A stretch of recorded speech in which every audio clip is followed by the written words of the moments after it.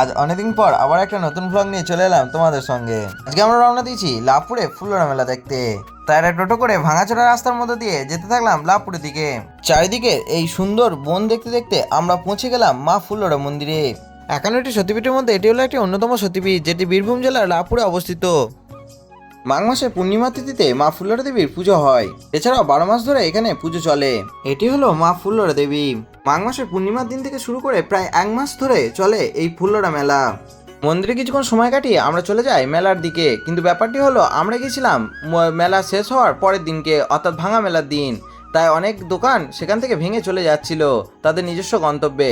মেলার ভিতরে প্রবেশ করে আমরা একে একে দোকানগুলো সব ঘুরে ঘুরে দেখতে থাকি। যেহেতু ফ্যামিলির সঙ্গে গিয়েছিলাম, তো মায়েরা এদিক ওদিক দেখে কেনাকাটা করছিল আর আমি দাঁড়িয়ে দাঁড়িয়ে অপেক্ষা করছিলাম। যেহেতু ভাঙা মেলার দিন গিয়েছিলাম, তাই লোকজনটা অনেকটাই কম ছিল। মেলাটা ছিল অনেকটা বড়, এখানে সমস্ত রকমের জিনিসপত্র বিক্রি হচ্ছিল।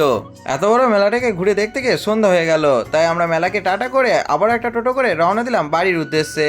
আমি এখন মেলা থেকে বাড়ি যাই, আর তোমরা এরকম ভিডিও দেখার জন্য চ্যানেলকে সাবস্ক্রাইব করো। বাই।